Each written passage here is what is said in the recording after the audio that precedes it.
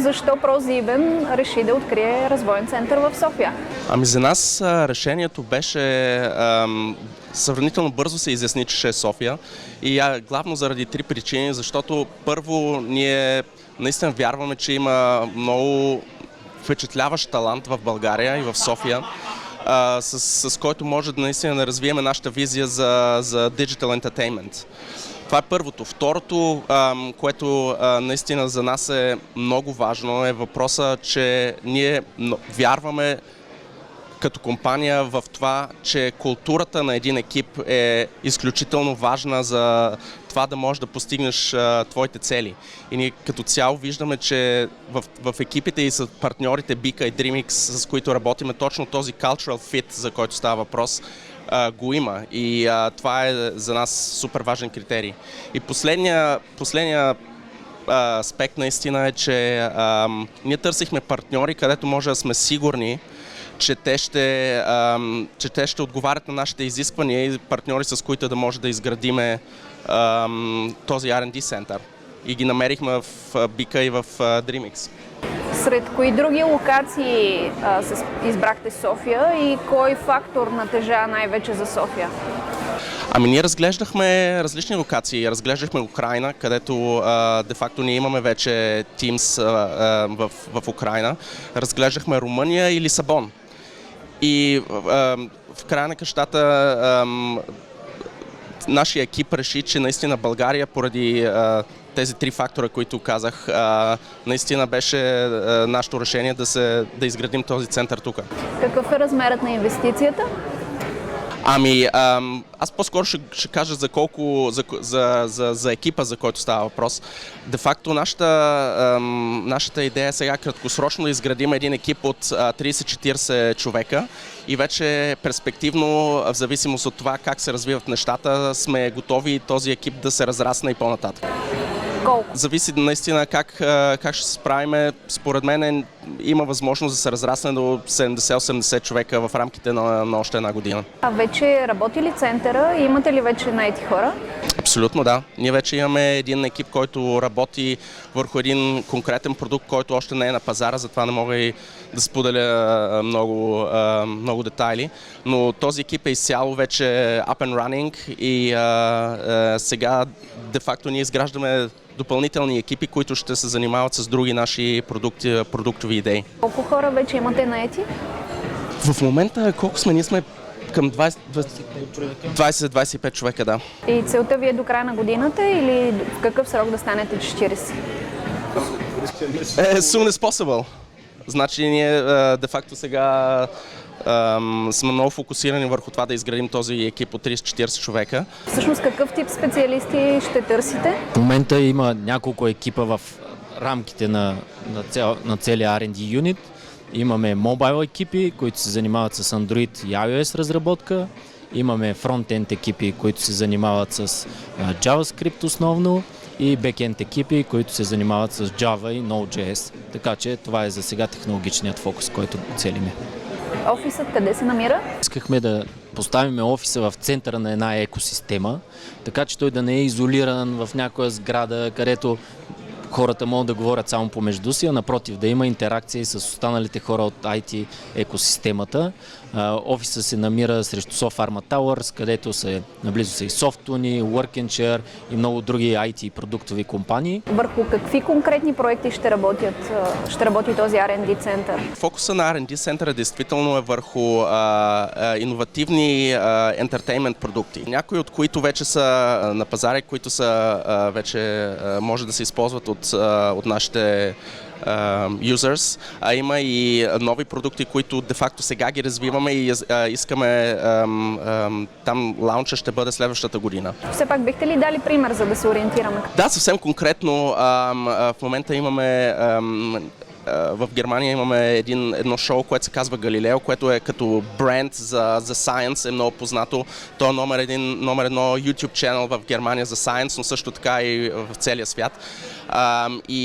Нашата идея този бренд и не TV шоу, а наистина Галилео като бранд за Popular Science да го развиеме като standalone digital asset. Идеята е конкретно, лончнахме сега през октомври новата апликация, новия вебсайт, където де-факто целият контент и това, за което Галилео като бранд стои, нали, да имаш много качествен решерширан материал, който обяснява света де-факто.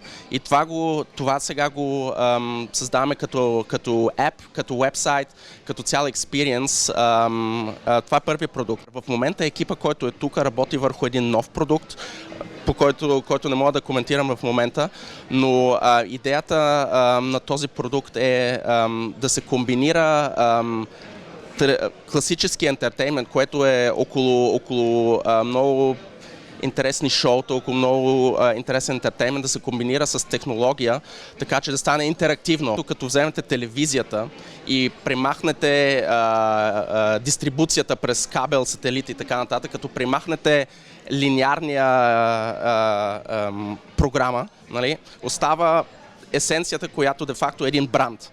И нашата идея е този бранд да го вземем и да изградим около него, използвайки технология, един нов entertainment experience. Как виждате бъдещето на тази пресечна точка между медии и технологии? На къде ще се върви? Това, което е наистина есенцията на медийния бизнес, че ти разказваш истории, ти продаваш емоции, създаваш емоции, искаш хората да се чувстват добре с това, което правиш. И това няма да се промени. В смисъл, извън цялата еуфория за технологии и така нататък, това винаги ще е нашата есенция нас като бранд. По-скоро сега предизвикателството е как да използваме технологиите, така че тези емоции да ги създаваме по нови канали, по нови начини, да разказваме истории по нов начин. Много авторитетни медийни компании, като Financial Times, също откриха развойни центрове в София. Каква е причината според вас? Ами според мен причината, най-вероятно, без да знам мотивацията на колегите, е много подобна. Де-факто ти като компания отиваш на места, където първо имаш талант, който наистина да ти помогне да си развиваш бизнеса. Също така отиваш на място, където просто и от съвсем логистически гледни точки е близо, като култура хората са по-сходни, може да много бързо да дойдеш тук за час и половина от Мюнхен. Де-факто за мен няма разлика дали ще взема самолет до Берлин или ще взема самолет до София. Разликата са 30 минути. Как оценявате потенциала и предизвикателствата на IT средата у нас? По-скоро бих формулирал какво би било моето желание за IT средата тук в България. Моето желание за IT средата би било точно тази, да се развива по-скоро в посока на R&D, product development, а не толкова в посока аутсорсинг, защото това като цяло е задънена улица. Де-факто там, където наистина се създава business value, това е вече момента, в който се говори за продукти, в който се говори за иновация. Как вие, като българин, сте попаднали в ProSieben и сте в момента Chief Product Officer в една толкова голяма компания? Ами това е дълга история, но разказвам накратко. Аз всъщност съм израснал в Германия. Там съм ходил на училище, следвал съм там в Швейцария, работил съм и де-факто още от училище имах софтуерна компания, се занимавахме с софтуер и цялата тема диджитал винаги е била така в сърцето ми. И просто медийния бранш като бранш е просто този, който е от всички други браншове в Германия, Automotive и всичките други, най-напредналия в дигиталната сфера. Затова за мен беше ясно, че ще отида в медийния бранш и просто ProSieben е номер 1 компания за диджитал в Германия. Така че избора беше много ясен. Каква е ролята и какъв е приносът на Бика и на DreamX в R&D центъра? Да. От гледна точка екосистема, бих казал, че основният принос нас заедно е да канализираме хора, идеи, включително стартъпи и въобще добрата енергия на екосистемата от продуктови екипи в България. Ние в Бика създаваме продуктови IT екипи и ако до преди няколко години имахме 2-3 хегемона в областта, в момента има над 50 компании вече, които се занимават с продукти. Така че Вие ще отговаряте за набирането на хората или... ние отговаряме за набирането на хората, но привличане и на хора, идеи, хакатони от общността, които биха участвали в това нещо. Ние не намираме само хора, ние намираме цели екипи. Това, което прави Бика допълнително е наистина изграждането на един тим, който работи наистина като тим, понеже ние в рамките на 8 месеца трябваше да направим немалък обем от колектив, който да работи заедно. И вие може да си представите, ако вземете 30 човека и ги сложите в една стая, ако те са хора, които са непознати един за друг, ако те нямат допирна точка, ако те не изповядват еднакви ценности, всъщност не би се получило абсолютно нищо, освен ти да имаш отделни индивиди.